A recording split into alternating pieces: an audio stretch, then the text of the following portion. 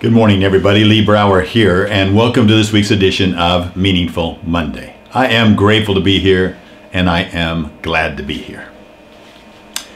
Imagine you're sitting on your sofa, you're watching TV, and you just have one of your children, a young teenager, sitting next to you. And all of a sudden the headlines come on and start talking about a young family, a man and his wife, and their child, a little baby, that had turned down the wrong alley in Los Angeles. And as they were turning around to get out, one of the gangs that claimed territory for that alley shot a bullet through their car, killed the baby. You're sitting there on the couch. Your child sitting next to you. You don't know what to say. You're mad. You can feel your blood pressure going up. Your child says, "They deserved it." How are you going to respond? Now, I think back on that moment because in that moment I had a choice, and the natural Lee could not believe that I had a child that would say something like that. Could not believe that they would have that kind of understanding, and I was ready to rip them a new one. I was ready to give them all. But then from somewhere, these three magic words came out. Tell me more. Tell me more.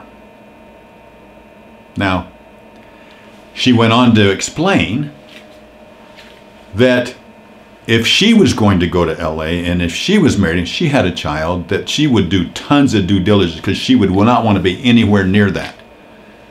And if you don't take that due diligence, then you deserve what happens to you. You're going to have to accept what happens to you. Now, I don't necessarily agree with that. But can you see what would have happened in that moment if I would have challenged her? She may have dug her feet in, and we may have been arguing about something completely unrelated to the issue. Have you ever been talking to somebody, and you immediately tell them, "I disagree"? You immediately say, "Well, that's wrong."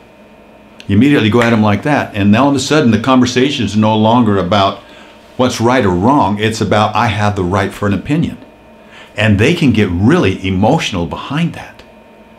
And I really think back, and I think if I would have done that, that child could have got really emotional with me about that, and they would have every right to be emotional about that issue.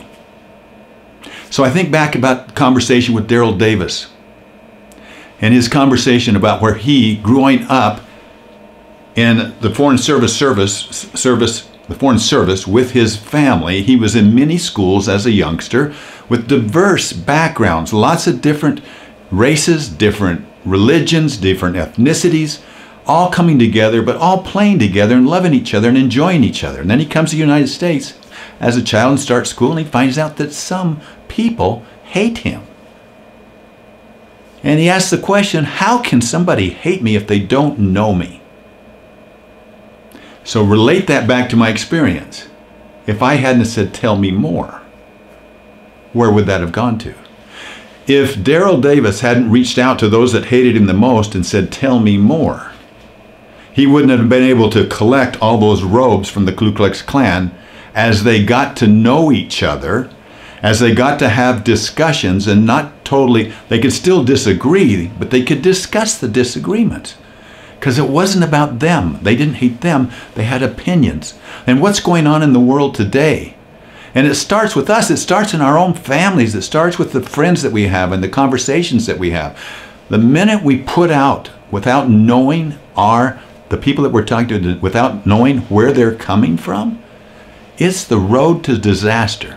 So it starts with us. Aristotle said, "Know thyself," right? He said, "Know thyself." It's the beginning of all wisdom. And I like what Nelson Mandela said too. He said, "Learn to know yourself," because I don't think I can absolutely know myself. I think it's a constant process. But if I'm constantly searching realistically, regularly, the processes of my own mind and my own feelings, are you regularly evaluating your own thoughts? Because if you know where you stand, then you're protected. If you know where you stand, you're not affected by those things that are surrounding us. George Bernard Shaw said, what do you say? The reasonable man adapts to the conditions that surround him. The unreasonable man adapts the surrounding conditions to himself. I would like to change that around this way a little bit, add a little to it. The man or woman that knows themselves don't need to adapt themselves to the conditions. Those that know themselves are able to adapt the conditions to themselves. And all progress depends on being able to adapt the conditions to ourselves, or what George Bernard Shaw called the unreasonable man. So let's be unreasonable. Let's stop and listen, and remember those 3 magic words. Tell me more, and then just listen. Have a meaningful week. I'll talk to you next week. Bye-bye.